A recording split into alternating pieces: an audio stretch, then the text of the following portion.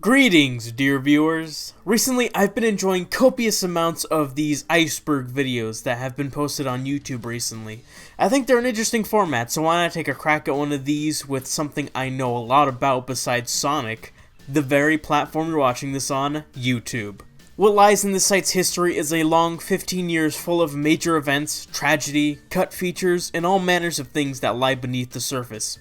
So join me as we dive into the obscure aspects of YouTube as we examine this iceberg. For clarification before we begin, this video is structured differently than how other videos may be structured. In this video, each section is meant to get gradually darker and more disturbing, rather than more obscure or whatnot. So you might recognize something in the last section, but could also not recognize something in the first section.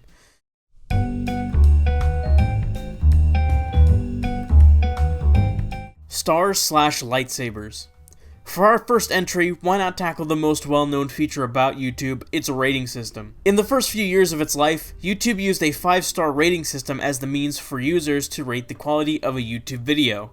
However, this system was too complex and was then replaced by a better like-to-dislike system, which was way more straightforward in its rating, and the site even had a bar representing the ratio of likes to dislikes. Originally in 2010, this bar was separated by green, representing likes, and red, representing dislikes. Around 2011 or so, the red was changed to a gray color, and a year later in 2013, the green representing the likes was strangely changed to blue, which to this day is a design choice I've never been very happy about. The bar was changed in 2018 again to have a light gray to gray ratio. 301 plus views. Around the years of 2013-ish, whenever a new video would get a flood of views, the view counter would stop at a peculiar number of 301 plus. This was an interesting feature that many YouTube users saw, but not many know as to why it happened. As it turns out, YouTube used this number as a placeholder as the internal system counted and verified the incoming views and made sure they weren't views from bots and whatnot. Cut features.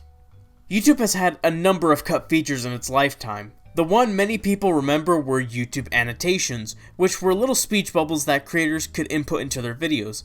With these, you could either put a blurb of text, links to things such as other videos to subscribe to that channel, or other websites. As time progressed, however, YouTube began pushing these to the side as videos would have annotations turned off by default around 2014-ish. They remained in relative obscurity until January 15th of 2019, where YouTube completely axed the feature and replaced it with the more limited end cards. Inboxes were another feature YouTube once had, and it's like what it sounds like. Users could send private messages to each other in order to communicate. However, with there being other easier forms of communication, such as social media DMs or normal emails, YouTube axed the feature in 2019. A similar idea was introduced in 2013 as channels now had a discussion tab, which basically served the function of a comment section on a YouTube channel and was enabled by default when it was introduced. Sometime during its lifetime, the feature to have it hidden from a channel was introduced, and though the feature still technically exists on YouTube today, most channels have it hidden and it's hidden by default on new channels. Before people had to put before their response videos, people used to have the ability to post video responses to other videos. It was essentially like posting a comment that was a video itself, but the feature was removed in 2013. Me at the Zoo. The very first YouTube video was titled Me at the Zoo, a video featuring one of the founders, Jawed Karim, at the zoo as he talks about how elephants have long trunks. Revolutionary. Started as a dating site. YouTube for the first few months of its life was actually a dating site. It was inspired by Hot or Not and had users post videos of themselves while others could rate them. The founders ditched this idea early, however, as they felt it was too limited and instead transformed it into a broader video sharing service. Google Plus. In 2013, the first big controversy hit YouTube as Google forced users to create an account for their dead-on-arrival social media platform, Google+. Users could no longer make comments on videos without having an account on Google+.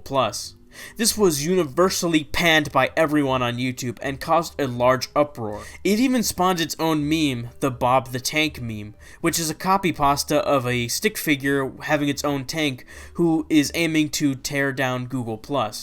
Even one of the site's founders, Jawed Karim, spoke out against this change with a comment simply stating, Why the fuck do I need a Google Plus account to comment on a video? Creating a Google Plus account had a number of odd changes, the biggest of which was forcing users to use their real full name as their username in the comments, which was a change virtually everyone disliked.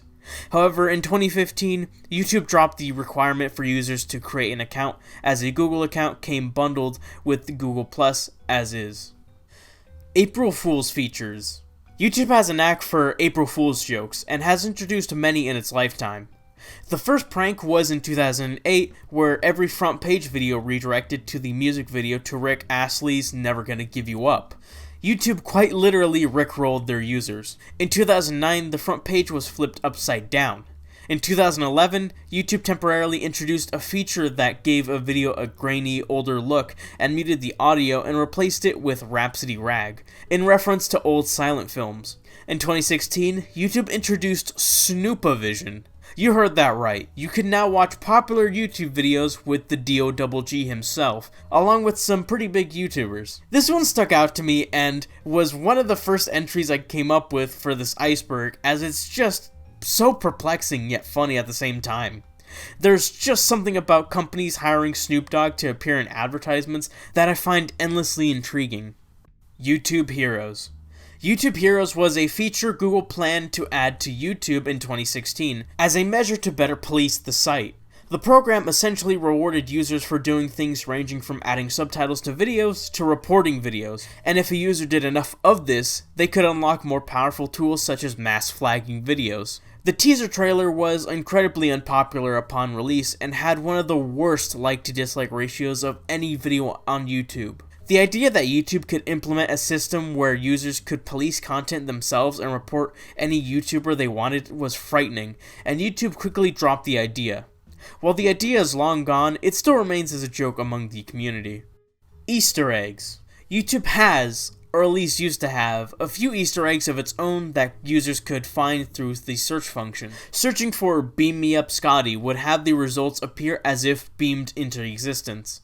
Searching for Use the Force Luke would have the results jostle as if they were controlled by the Force. Searching for Do the Harlem Shake would make the YouTube logo perform the dance. If you type awesome on your keyboard while watching a YouTube video, the progress bar would go hypersonic mode, which hurts to look at. Searching for Doge has the text changed to multicolored Comic Sans. Unfortunately, with the new layout update from 2018, most of these Easter eggs don't work anymore.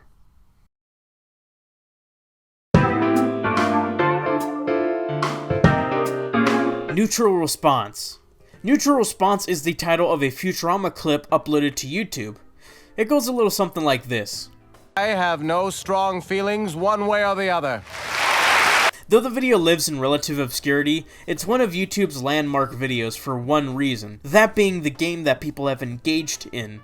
People have been keeping the ratio of likes to dislikes on this video balanced almost since the video was posted. Although it isn't as well known as Charlie Bit My Finger, it's still a staple part of the culture of this website. WebDriver Torso. WebDriver Torso is a YouTube channel created in 2013 that posts some incredibly bizarre videos. Most of the videos include a red and blue rectangle and a tone. Every second or so, the size and shape of the rectangle would change, and the pitch of the tone changes as well. When people first discovered this channel, all types of questions were raised, with people theorizing what this channel's purpose was.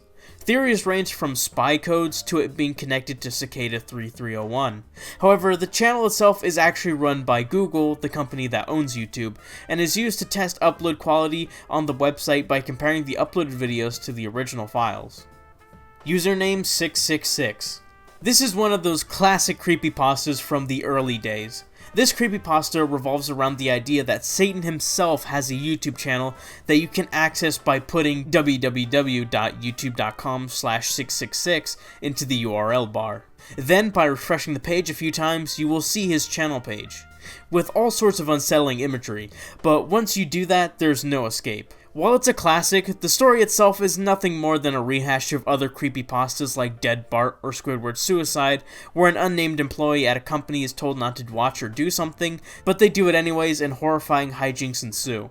Plus, it's basically just an American dub of a similar story that was based on a video account that the devil owned on Nico Nico, a Japanese video sharing site. And plus, I mean, come on, it's not real. The first adpocalypse. The adpocalypse is an idea that many are familiar with, but not as many know the full story. The full adpocalypse of 2016 came when journalism sites such as the Wall Street Journal began to create hit pieces on YouTube and their ad policies. In particular, these journalists targeted PewDiePie for his somewhat controversial jokes, as well as a video made by an unknown individual, a former First Lady of the United States, Michelle Obama, dancing to the song Alabama. After the publications of these articles, many advertisers pulled their ads from YouTube, and this controversy caused the implementation of the demonetization system. H3H3 caused Leafy's termination. In 2020, the YouTube user Leafy is Here had his channel wiped out in an instant.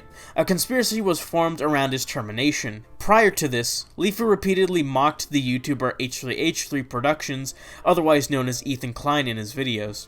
Not only that, but there had been photographs taken of Ethan and his wife meeting the CEO of YouTube, Susan Wojcicki, prior to Leafy's termination as well. With that and Leafy's rocky history with Ethan, people have theorized that Ethan, Hila, and Susan conspired to have Leafy's channel taken down. Whether it's true or not remains to be seen. Janet Jackson wardrobe malfunction. One of the contributing factors to YouTube's creation was that Jawed Karim, remember him, was unable to see the 2004 Super Bowl, and hence missed out on Janet Jackson's wardrobe malfunction that happened on national television. He couldn't find it anywhere online, and it served as the motivation for the creation of this website. ElsaGate. ElsaGate is a buzzword used to refer to controversial kids content that YouTube hosted during the mid-2010s. Channels would have videos targeted at a young demographic, but had objectionable themes such as overt toilet humor, sharp objects, blood, and even mild sexual themes. When YouTubers started covering this issue, YouTube mostly fell silent, but it wasn't until journalism sites started actually writing articles on these channels did YouTube actually start to step in and take action. Sam Pepper. Sam Pepper is one of the most infamous YouTube channels of all time. He was known for his YouTube prank videos, a genre of content that became contentious after people began to criticize these videos and expose them as being fake. If that wasn't enough, he made some of the most racy pranks ever. The first of his most infamous pranks was one where Sam wore a sweatshirt with the sleeves tucked into his pocket, as he used his real hands to touch women inappropriately. The second was one where he made a fake prank where he had an actor go in disguise, kill Sam in front of his best friend, and then threaten to kill said friend afterwards. After these events, he has been nothing more than a mere has-been. Viacom lawsuit. In 2007, the large-scale media corporation Viacom filed a lawsuit against YouTube for copyright infringement, as many users of the platform uploaded Viacom's content to their website. The lawsuit could have meant the end of YouTube only 2 years into its lifetime, but the defense made a compelling argument thanks to legal technicality. YouTube won the court case along with every following appeal. However, the lawsuit contributed to the creation of the Content ID system, which has been controversial to say the least.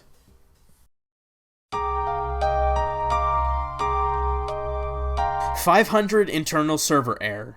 This is an error that occurs when something goes wrong with YouTube servers. The page you are greeted to is one that states, "Sorry, something went wrong." A team of highly trained monkeys has been dispatched to deal with this situation. If you see them, send them this information as text. Screenshots frighten them, followed by a jumble of text. This error is so peculiar and odd, and it sticks in one's mind, and I've thought about it ever since I've gotten it for my first time. While I'm not confident enough to rule out the possibility of this team of monkeys existing, consider me skeptical. Matt's what it is. /Adpocalypse2. The second adpocalypse came when an enigmatic overnight user named Matt's What It Is, better known under his real name Matt Watson, posted a video attempting to expose a rabbit hole on YouTube. Matt showed that people could search for videos that were specifically created by children wearing suspicious outfits, and due to the nature of YouTube's algorithm, users would naturally be recommended more and more of this content. However, Matt's lack of an understanding of how the YouTube algorithm functions and his deception of his audience led many to believe that YouTube was complacent in these happenings or were actively facilitating it. Matt Watson then went to livestream the progress of his new #YouTubeWakeUp campaign and pressured his audience to alert advertisers to what was going on, which caused them to withdraw their ads from the platform and caused creators to suffer. Matt Watson displayed a clear carelessness of the situation and a disregard of the lives of the creators he affected through his campaign, and single-handedly caused an entire adpocalypse based on false information and deception. A video by Lemon goes into more detail about the situation, and I recommend it if you want the full story. blankroomsoup.avi. This disturbing video features a man in a plain room eating a bowl of soup. A man in a character suit comes in to comfort him. The man begins to weep as another character begins comforting him until the video ends. Another similar video is uploaded to YouTube later, this video being titled Soup Torture, and features the same man eating soup as the same characters watch from a distance. One of them suddenly bolts towards the man before the video abruptly stops. The characters featured are actually characters created by Raymond Percy, characters he created for his Ray Ray series of short films. At least that's what I can gather. When he was questioned about the video, he said that during one of his live performances, a thief or thieves broke into his van and stole 2 costumes. Later, Percy was sent the blankroomsoup.avi video. However, one person's word is not enough to go off of, and a lot of the story is still very much unclear. To this day, it's still one of the great mysteries of YouTube, and who knows if it'll ever be answered. Marina Joyce. In 2016, a mystery began forming around a girl by the name of Marina Joyce. Fans of her channel began to notice a change in her behavior as she began to act unlike how she normally acts, appearing more on edge and nervous. This, as well as some disputable evidence, created the theory that Marina Joyce was either on the influence of illicit drugs or was forced to create YouTube content by kidnappers. This puzzling situation spanned for much of the rest of the year, until it came to light that the entire thing was an elaborate publicity stunt. I feel fantastic. I Feel Fantastic is the title of an odd video on YouTube featuring a robot android thing singing about how it feels fantastic, you feel fantastic, and how you are fantastic. It then sits, some shots of the wilderness, and then back to singing before the video ends. The video has this really uncanny feel as the robot almost looks like a human, but its porcelain-like skin, the robotic movements, and its synthetic voice make it unsettling. The robot featured is actually the work of a man named John Bergeron, and it's one of his projects. He actually wanted to create a robot that could sing and even planned live events for her. Problem is, it isn't particularly good at singing, but at least it isn't the work of some serial killer or some other inane theory. Shadow banning. Much like other websites, YouTube has a habit of hiding certain YouTube channels from search results. This is called shadow banning, and is called this as users who are shadow banned aren't banned in the traditional sense, as they have their account and have all their standard features, but searching for their account is made much harder as their channel is typically suppressed from search results. This can clearly be seen with many YouTubers such as Max Mofo or iDubbbz, as their secondary channels typically show up as the first result rather than the channel that one would be looking for. This is something that YouTube has never outright mentioned as being part of the site, but is nonetheless something that can happen to an account. Christina Grimmie. Christina Grimmie was an American singer who got her start on YouTube under the username ZeldaXLove64. In 2016, she had her own performance at the Plaza Live in Orlando, Florida. This would sadly be her last performance. A man by the name of Kevin Loibel was obsessed with Grimmie's work and had a tendency to rant and rave about it to his own co-workers. He had planned to meet her in hopes to start a romantic relationship with her, and even worked on his physique in order to better his chances. His desires then became more twisted, as the Orlando Sentinels described it as being, "If I can't have you, then nobody else can. And I'm going to possess you by taking your life." Loibel purchased a ticket to the event that gave him access to the backstage meet and greet. There, Grimmie embraced him with open arms, where he shot her. He committed suicide shortly after. This story stands as one of the worst tragedies in YouTube history and serves as an example of what can go wrong when one gets the fame they desire. MMD/nude mods on YouTube. Despite YouTube having community guidelines that directly oppose this content, you can easily find videos of indecent 3D models, whether they be in Miku Miku dance animations, a modded video game, or just simply an animation. It's a puzzling loophole as both real-life video footage and 2D animations depicting the same easily get taken down. Hi Walter, I got a new GF today. This video opens with a man saying hello to one named Walter, presumably who the video is directed to. He tells a story of how he met a beautiful woman while at the mall today, and states how he bought her some gifts and took her home with him. The video then suddenly cuts to a dingy basement as the man opens the door, revealing presumably the woman he spoke of tied up on the floor, and cries out in terror. He then enters the room and closes the door behind him. For when the original video came out, it was a startling, disturbing video to uncover, and it left many questions surrounding the video. Some even tried to link the video to a real-life missing girl, but thankfully it was just a staged shock video.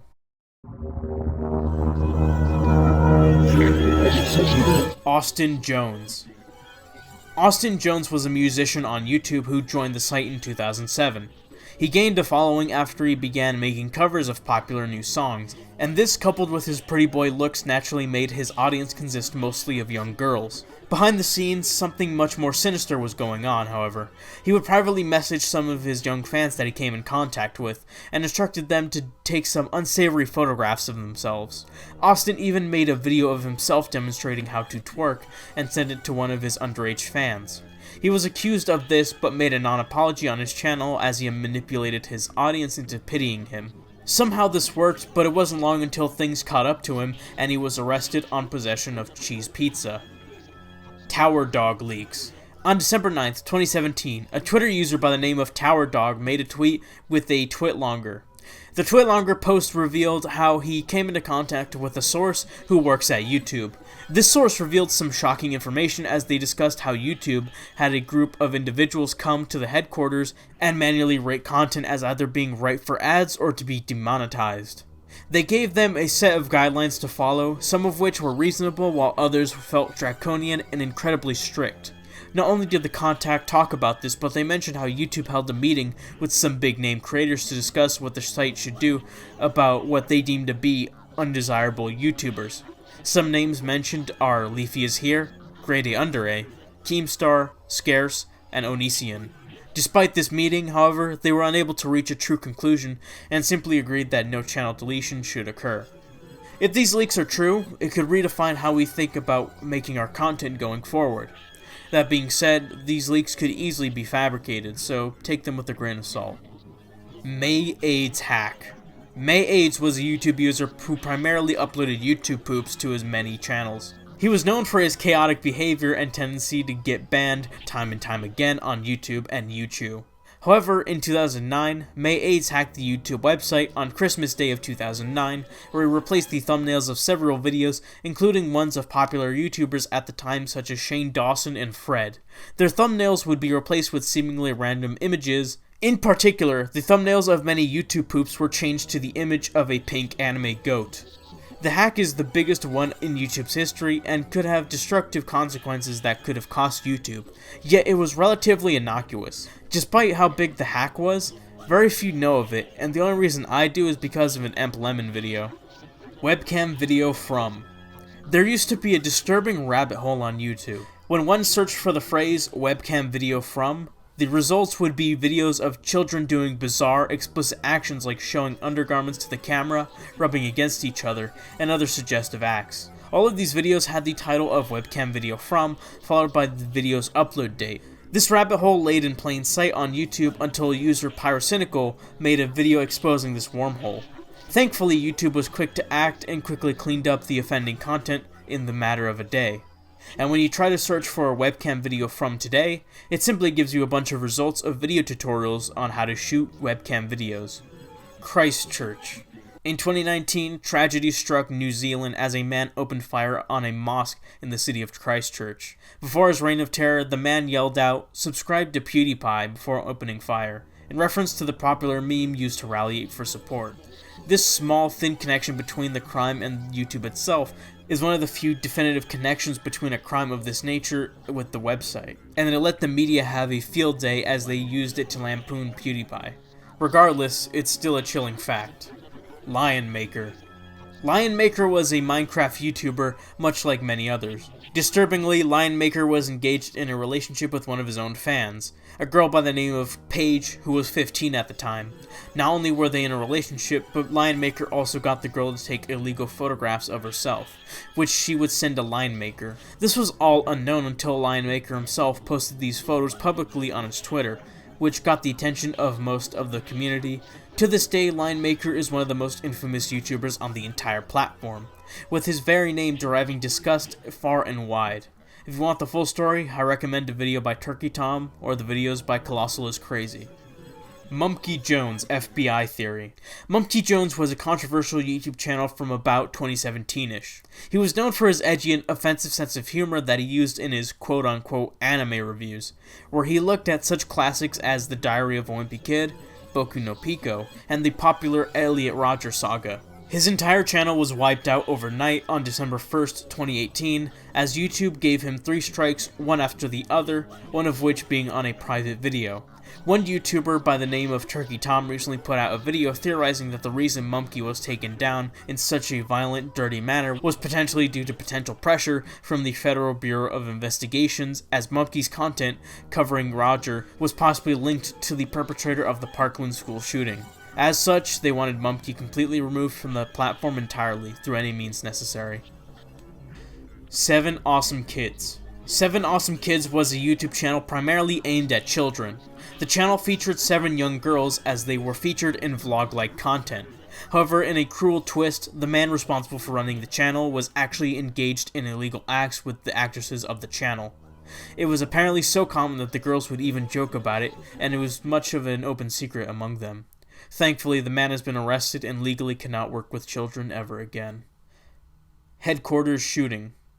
On April 3rd, 2018, a woman by the name of Nasim Najafi Akhdam traveled 10 hours to the YouTube campus in San Bruno, California. On that day, she brought a 9mm pistol to the campus and opened fire, where she injured 3 before killing herself. Her motive for the attack was that she held a vendetta against the website itself, believing the website conspired against her and demonetized her content in order to hide it from potential viewers. Though the incident itself wasn't as atrocious as it could have been, it's the worst tragedy YouTube has ever experienced firsthand, and it stands as the worst act of violence aimed towards the website to this day. It's the most sinister event in YouTube's history, which is why it firmly reserves its spot at the bottom of this iceberg. And there you have the complete YouTube iceberg. This video was a massive undertaking as it required a lot of writing and research, so I appreciate you watching, and any support you could give the video would be greatly appreciated. And hopefully I didn't miss anything big.